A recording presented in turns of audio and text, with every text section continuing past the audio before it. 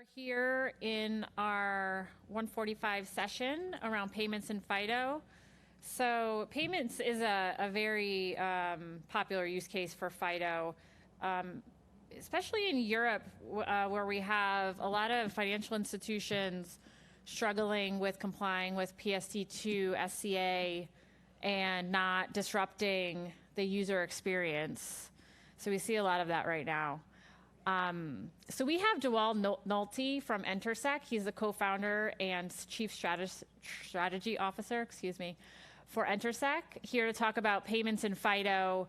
Is the industry ready? And he'll be talking about some of the case studies that they're working on in Europe around financial institutions that are leveraging FIDO. So Joel's coming to us over Zoom. We see you. Do you hear us? Well, I see you, but I don't. Oh, okay. Hi, Megan. Can you hear me? We can. Getting a little Fantastic. echo on the line. Can you hear me, Dewald? Yes, I can. Okay, go ahead and take it away. Okay, great. Thank you very much for the introduction, and good day, everyone. As Megan mentioned, today I want to just chat about whether, when it comes to payments and FIDO, is the industry ready? And so to take it away and to kind of look at it, we have to see where we are today. And so passwordless, of course, finally being here, wide adoption of FIDO, finally making a passwordless future possible, really great thing, and making some great experiences possible for us. So that's a really big milestone for us. And if we look at it, it gives a lot of flexibility for us, right? Ranging from what's possible today, using a roaming authenticator to do passwordless login to something like your online banking. So here's EDT Bank and using a roaming authenticator to log into your online banking. So great use case and really, really I think addressed at this point in time. Another one kind of being something like a passwordless login for a mobile website using a platform authenticator on a mobile. So once again, enabling something like biometric authentication for a mobile site login. And yes, interestingly enough, seeing a lot of use cases where even when users have the app, still kind of using that mobile site. So a great experience to get consistency across these different channels, FIDO being a great solution and option for us there. And then, of course, the one that we really want to focus on today being FIDO in payments. So here, looking at how can we use FIDO authentication for a e-commerce transaction. And here again, as we're kind of checking out on books.com, being able to leverage that platform authenticator for a seamless biometric checkout on e-commerce. Great vision, great experience across all these channels.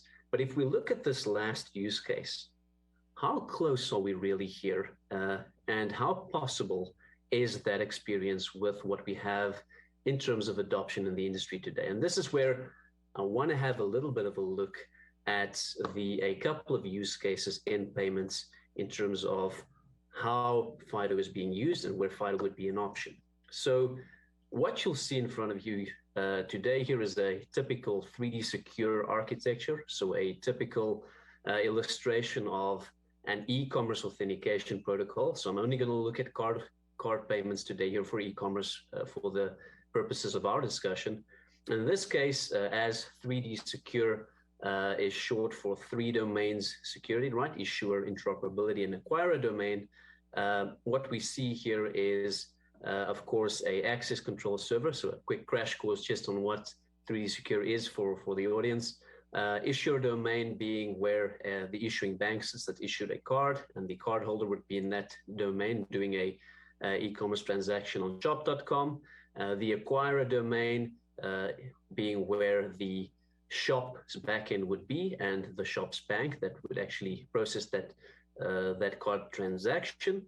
And of course, in the middle, the card associations making the connection between the acquirer domain and the issuer domain possible. And so if we look at the three use cases in a card payment space, The first would be your classic 3D Secure. So in this case, what will happen is when a user does the checkout button, presses that on shop.com, transaction submitted to the shop or the backend there, and that being passed via the directory service to what's called an access control server at the issuing bank. And in this case, the issuing bank, the user would be redirected to that access control server where the issuing bank would then do cardholder authentication of its own cardholder. And so that's the classic use case. That's the one where that's kind of the widest adopted today, where a end user is redirected to the issuing bank for authentication. The second use case being one called delegated authentication. And so this is something that's quite a big topic under PSD2 in Europe. And so this is a use case where the merchant would do consumer authentication on behalf of the bank and actually then send proof of the fact that they performed consumer authentication to the bank for consideration during an e-commerce checkout. And we'll look at that in a little bit more detail in the slides to follow. I just want to mention the three use cases here today. The last one being secure payment confirmation, or SPC, which is something that's rather new, quite exciting. I put that in the middle here. It's not necessarily implemented in the interoperability domain.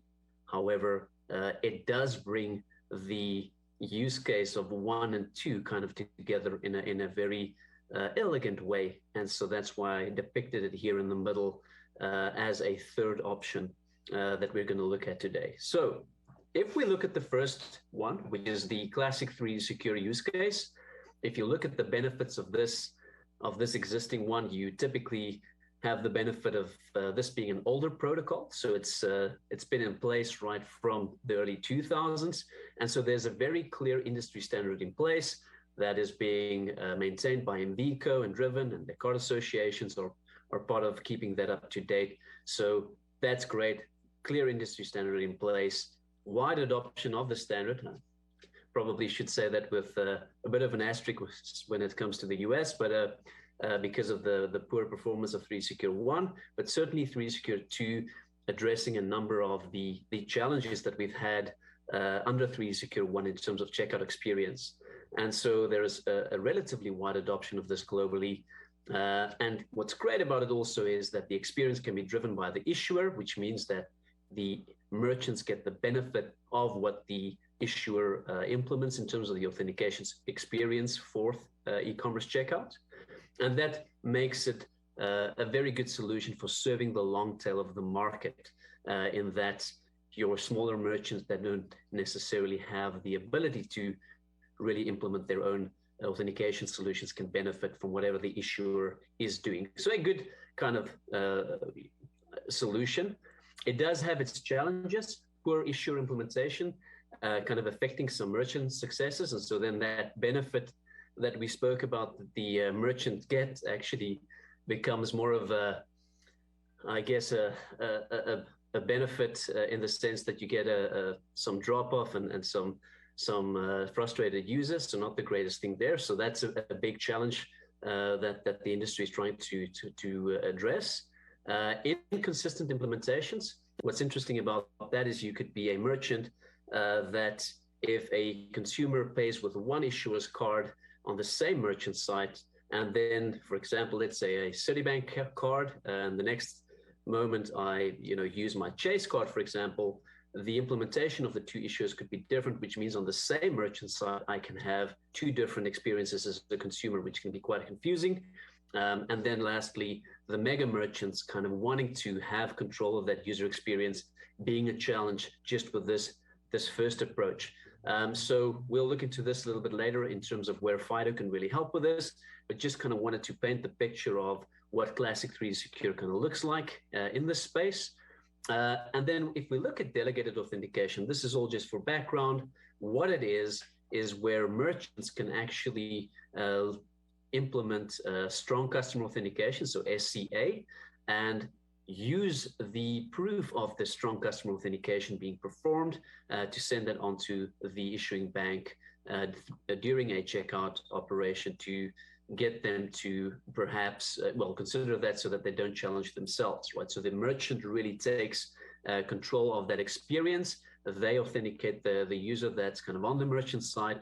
And so that can be a really good experience.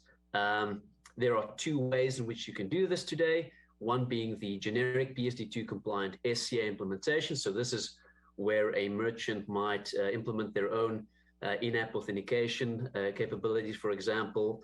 And that's then, if it's PSD2 compliant, that can be leveraged to do delegated authentication. Whereas with FIDO SCA being one of the other options to the right there, this is where FIDO is used by the merchant. So FIDO authentication is being used for a user using or doing a payment on the merchant site. And in this case, this is then sent as proof. And in this scenario, actually, the bank just gets a notification afterwards that the transaction has been done. So they're not really part of that checkout process. And so just to kind of look at that, if you look at the benefits of this one, merchant taking full control of the UX, it creates consistency. So, from that point of view, the merchant being in control of that experience means that if you pay, from a user point of view, that's a really consistent experience that can be created there. And the merchant consumer authentication experience can be reused for payments, which means that multiple authentications in one journey can be avoided. And I'll come back to this specific point when we look at some of the challenges. If you look from a FIDO perspective, the second, SCA via WebAuthn use case I mentioned there, it's only MasterCard at the moment that supports that kind of transaction at the moment. So there's no real industry standard in place for this. It's kind of still very experimental. Whereas the other challenge here, specifically with that one where FIDO is being used, issuers kind of pushing back relatively hard against it because of the fact that they are now being completely kind of cut out from the experience, and they're basically asked to trust that the merchant has done a good job in terms of authentication. And that's something that they're not really comfortable with today. So, some challenges here. And then if we look at the other one that doesn't necessarily use the FIDO one, the SCA compliant one, the issuer can still decide to challenge. And that means that even if the merchant actually authenticates the user, the issuer can still decide that they also want to challenge. And that can mean that in the same journey as a consumer, you get multiple authentications, which isn't a great user experience. And then last one, not necessarily particularly well suited for the long tail of the market, this one, due to the fact that, of course, here the merchant has to implement the strong authentication capabilities, and not all merchants are necessarily able to do that in terms of size. So, some benefits, some challenges, probably more suited towards the mega merchants, this specific one, which brings us to the third one called secure payment confirmation. For me, this is one that I'm fairly excited about. It's a bit of a golden midway between the two challenges that we've seen here. The first one being the issuer kind of taking control of the authentication and the user experience, merchant kind of being exposed to how the issuer implemented that. And of course, in the second one, the merchant taking control and the issuer kind of being once again exposed to how the merchant implemented that. So secure payment confirmation, kind of that golden midway where we take the best of both worlds. The merchant gets control of the user experience, where the issuer's FIDO authentication token is actually used in that case. So there's a capability where you can go cross-domain, and the issuer's FIDO token is used for authentication, but the merchant still controls that user experience. So a great solution that I'm really, really excited about. And a standard is defined. So a lot of work has been done here, and thank you for the support on this. I know a lot of the guys have been working quite hard on defining the standard to kind of bring this into reality. So the new EMV 3D Secure standard that's now been released, the 2.3 standard, kind of addressing a lot of these challenges that we'll take you through. But that standard is now defined, so it's definitely going to become a reality quite soon. But and this, of course, can serve the needs of both the mega merchants and the long tail of the market, because from this point of view, it's kind of the best of both worlds that we can now kind of implement here. Some of the challenges here, the support at this point in time is still low. Only currently Chrome is kind of supporting this. And so again, if we look at kind of the long way that we've come for the signing use case with FIDO, I think on the payment side here with SBC, we're kind of, in the beginning stage of that. So we still need to do a little bit of work in terms of the support for the different platforms for this standard to really be ready for prime time. And of course, we also require issuer and merchant changes for implementation here, which means that there might be some challenges just in terms of the time it will take for the industry to really adopt this at scale. And so where does that leave us? Looking at those three kind of use cases, what can be done today and some of the challenges there. So being the relentlessly curious company that we are, we took it upon ourselves to go and try and see what's possible with what is in the market today. And we were able to find a brave client and a very, very equally brave and supportive partner in Etcetera. So Pluscard being the client that we did this with in Germany, and Etcetera being the partner that we worked with to kind of bring this to life in Germany. And this is the first real use case of FIDO in EMV3 secure in that territory. So we're quite excited about that. And that really kind of means that we succeeded in making that third use case, that I spoke about earlier, really a reality in this market. So really exciting stuff. And just before I go into and share some of the lessons learned in this implementation, I do want to just acknowledge that so many times when we face some of these new implementations in the market, we don't always give the credit to the brave clients that are actually brave enough to be the first, and it's actually quite a big risk that they're taking. And so to find a client that's brave enough to be the first and to kind of push the limits on this is very rare. And so I want to just acknowledge that, Pluscard here being very, very brave, and Etcetera equally in terms of the partners. Just want to say thank you for working together to make this reality. So if we look at this, really exciting, but at the end of the rainbow, where this pot of gold is that makes FIDO authentication in payments seamless and great, here be dragons kind of around that pot of gold, and want to share a couple of them with you here today. So the first one being browser support, as I mentioned, official recommendation here with the W3C to enable FIDO is to use iPhone feature policy, and that is currently only supported in Chrome. So a number of, very, very narrow kind of reach for us into the market, in terms of this capability. So that was a challenge that we kind of faced. The second one kind of being some specification mismatches that we came across, being it's always the innovator's dilemma that you bump your head against some of these things. And so here, if you look at the W3C spec, for example, as I mentioned there, the feature policy kind of being the recommendation there.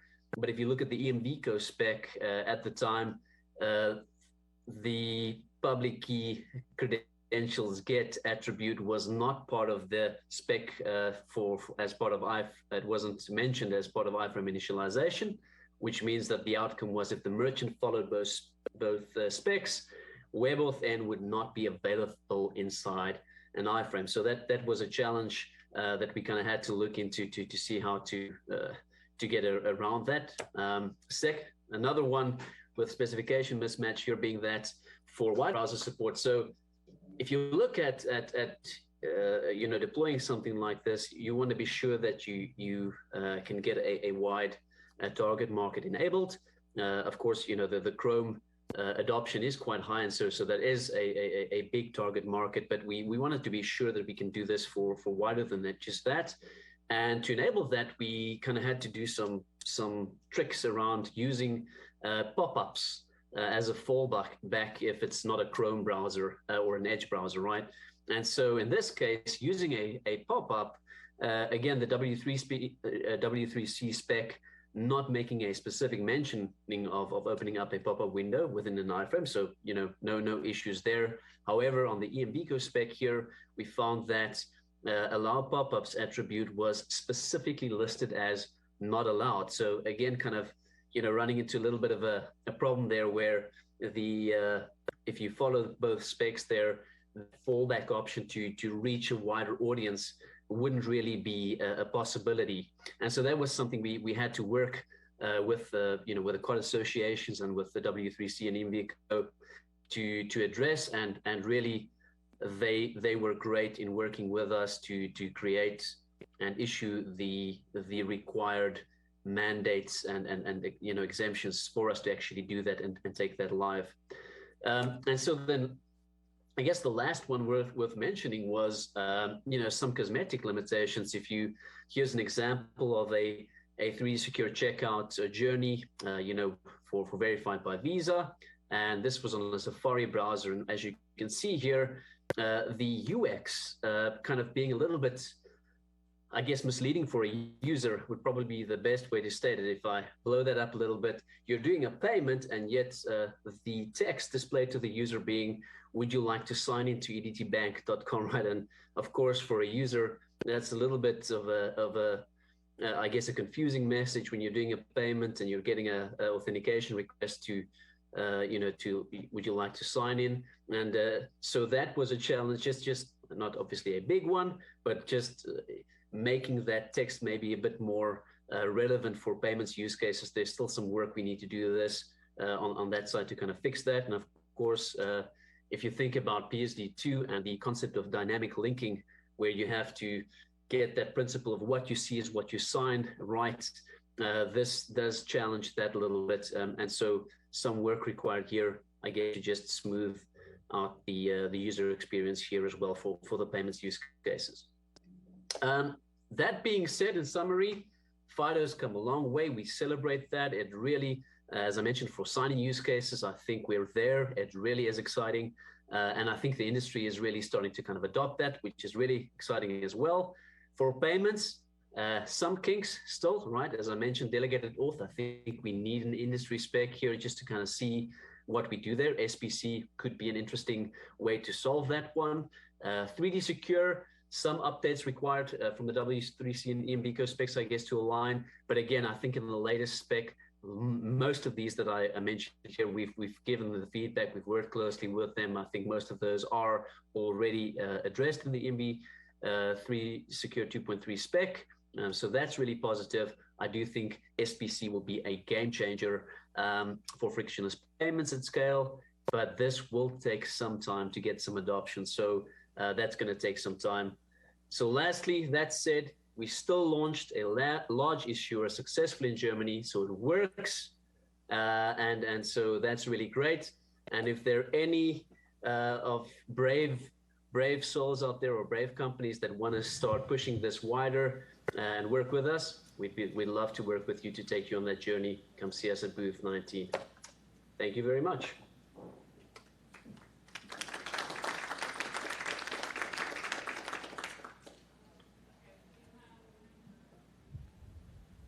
Hello? Okay, great. Thank you so much for that presentation. It was awesome. We do have a few questions. Does anyone in the room have any questions yet?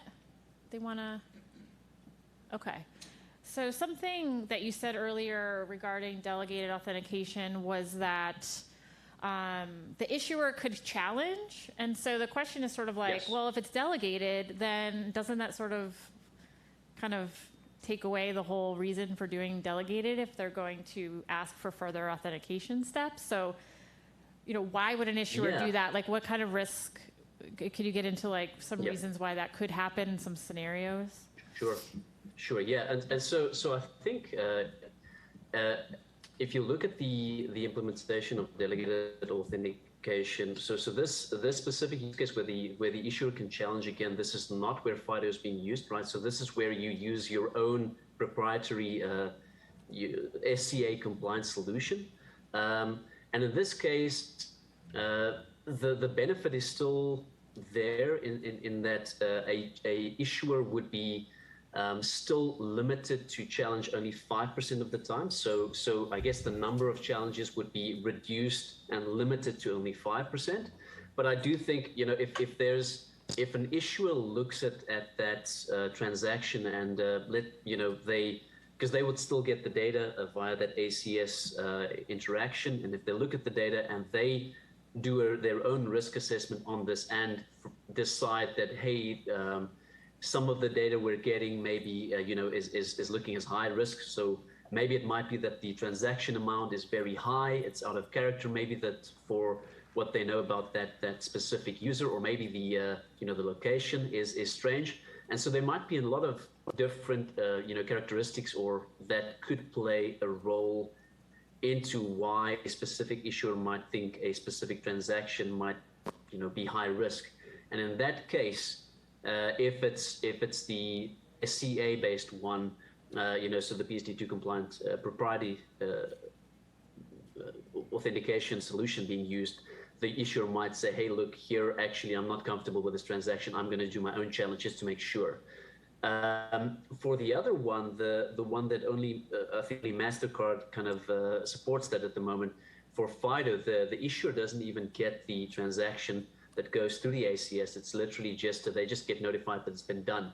And of course, as I mentioned, that has its own challenges from the issuer's point of view. But yeah, I think that's one of the questions and one of the things why I think SPC might be a good one, because there you kind of get the best of both worlds, which could take that problem off the table. Awesome, thank you.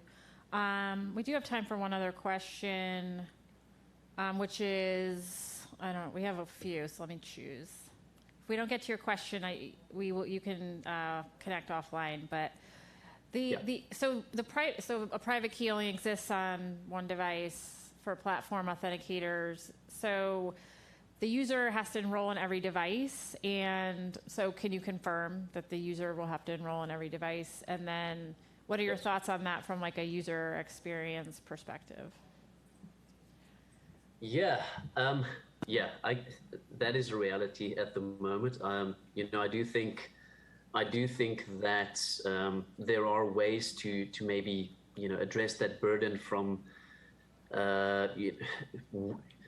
leveraging everyday interactions to kind of get the device registered, so that when a user wants to use it, he doesn't have to at that point in time, or have to register it kind of in flight. But I think the reality today is that if you do use a device for the first time, or if you haven't registered it before, unfortunately the reality is that you will have to kind of go through some sort of a process to register that device. And so I guess the counter to that would be that hopefully that's a life cycle event that kind of doesn't happen too often. And so once you've kind of set that up, you're set up for good experiences. I also know that a lot of work has been done, especially with some of the latest, OS releases, where some of your keys that you can recover. So let's say you have a new device. I think Apple's kind of released this as part of their last OS update.